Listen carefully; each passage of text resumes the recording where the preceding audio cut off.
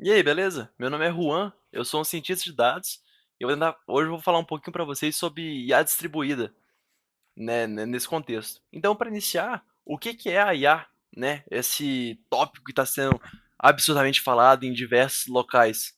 Então, a inteligência artificial é um campo da ciência da computação que tenta criar sistemas capazes de simular uma inteligência humana. Então é basicamente a gente querer, criar um sistema que consegue, prever, entre aspas, né, ele consegue treinar numa base de dados e chutar com uma assertividade impressionante alguma tarefa. Então pegar uma imagem e definir se ela é um cachorro, um gato, um telefone, ou a partir de um né, de X features, por exemplo, eu tenho uma pessoa, aí o salário dela, onde ela mora hoje, então dizer se ela é uma boa pagadora ou não, sabe. Então é problemas nesse sentido, você pegar um sisteminha de dados, colocar uma inteligência para analisar ele, reconhecer padrões e tirar inteligência daquilo, né, fazer perguntas que são úteis para o seu negócio. Isso iniciou há muito tempo atrás, muita gente pensa que começou agora, mas começou lá em 43, 55, por aí, nessa época, e começou com interceptrons, que são basicamente a simulação de um neurônio, que tentava predizer, né, se dependendo de uma saída, criar uma portinha AND, uma portinha OR, algo nesse sentido. Só que isso foi crescendo com o poder da computação e diversas descobertas, que nem backpropagation, diversas técnicas, né, enfim, não é esse o contexto desse trabalho, mas dentro de diversas técnicas foram surgindo muita coisa, escalando muito rápido. Então a gente hoje tem, né, aprendizado supervisionado, aprendizado não supervisionado, deep neural networks, que são uma concatenação desses interceptons que eu falei, mas uns interceptos melhores que usam funções de ativação, que utilizam de diversas técnicas para fazer essa predição de uma maneira melhor possível. E também, né, os algoritmos clássicos, que nem Navy Bayes, Decision Tree, Randall Forest, então tem toda essa carga por trás. Mas o trabalho hoje, né, que é IA distribuída, Distributed AI, ou DAI, ela surgiu nos anos 70 por aí, e teve o foco em tentar fazer a colaboração de muitos agentes de inteligência artificial operalizando opera o operando de forma descentralizada para resolver um problema maior. Então, basicamente, você tinha um problemão, você quebra ele em várias etapas, que nem no exemplo ali. Eu tenho um problema que vai envolver analisar um sensor, analisar um texto e analisar uma imagem. Você não vai criar uma IA que vai conseguir fazer isso tudo. Você cria várias IAzinhas e cada uma resolve uma parte. E aí a gente vai entender mais técnicas em relação a isso, como os agentes poder conversar entre eles para chegar a um resultado melhor. E no início, né, explicar um pouquinho esse sistema de multi-agentes. Hoje está ficando muito comum, principalmente com as LLMs, esse tema agente. Eles falam que o 2025 vai ser o ano dos agentes, com RAG, com LLM, com esse tanto de coisa. Mas, basicamente, a grosso modo, nesse nosso contexto, significa inteligências autônomas, né? Inteligências artificiais autônomas que conseguem conversar entre elas para resolver um problemão. Então, que nem eu falei, por exemplo, você começa com um problema que é um vídeo e você quer sumarizar o vídeo. Então, você vai ter uma IA que vai converter o vídeo para um texto e outra IA que vai pegar esse texto e sumarizar ele, por exemplo. Então, isso é um exemplo, né, de um sistema com multi-agentes, que eles conversam entre si para resolver um problemão maior. Nisso entra o paradigma, né, esse, de quebrar esse problema, o Distributed Problem Solving. Então, você tem um problemão, você tem que entender como que você vai quebrar ele em subproblemas. E isso aqui às vezes é muito confundido com programação paralela. Óbvio que a programação paralela está envolvida nisso tudo. Hoje, se quiser fazer uma solução boa, vai envolver a programação paralela. Só que a DAI não se importa com isso. Ela importa em traduzir o problema em subproblemas para a solução. Acaba que você vai utilizar a programação paralela, outras máquinas, um sistema de microserviço, ou um event driven, alguma coisa assim, mas é mais focado nesse sentido de quebrar o problema. Depois que você vai fazer com isso aí é problema seu, você tem que melhorar isso aí. Então, os desafios são realmente, né, a coordenação e a comunicação entre os agentes. Você tem que fazer uma pipeline, entre aspas, né, um sisteminha de multi-agente muito bem feito para só compartilhar realmente o que é relevante e não compartilhar coisas a mais que podem, dar um overload no seu modelo, né, e causar conflitos na decisão. Muito importante também, eu acho que o mais importante é a consistência global. Então você não pode ter um agente falando que a resposta é X e outra agente falando que a resposta é Y.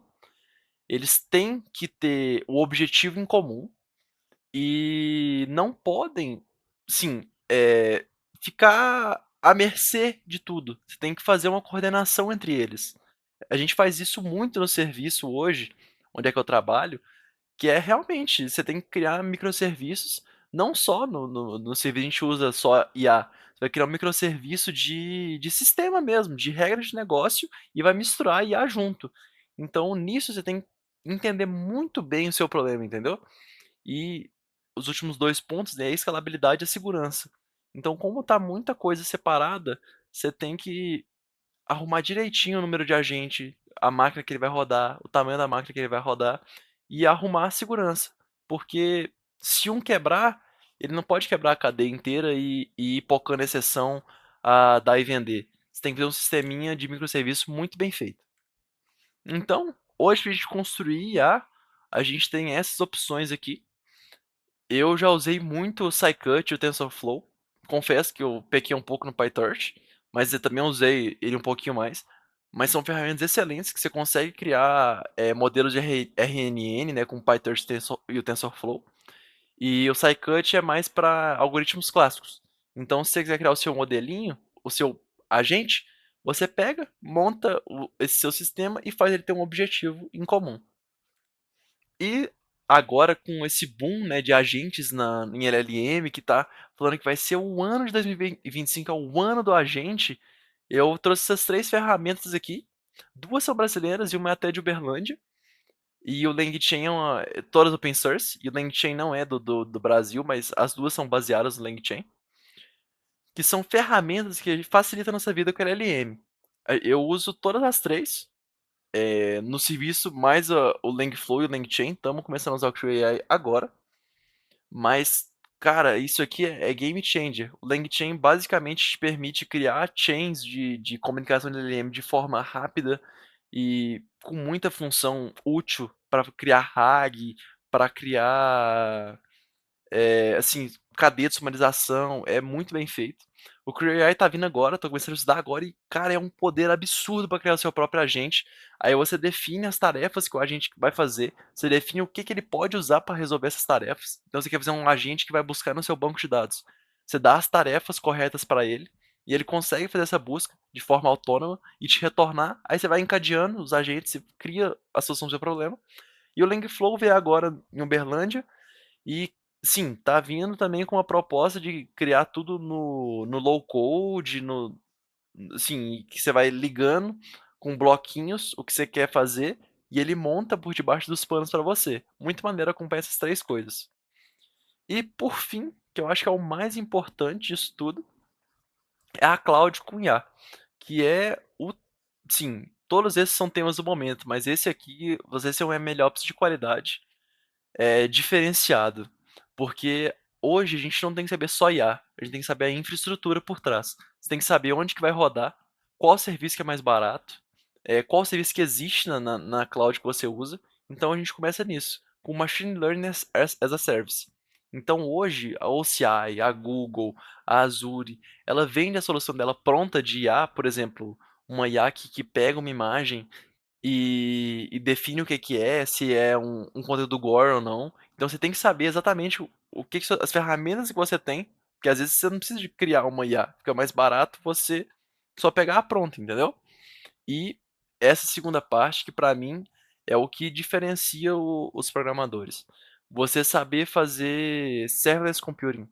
Então, você consegue criar workflows de IA de uma forma, em funções.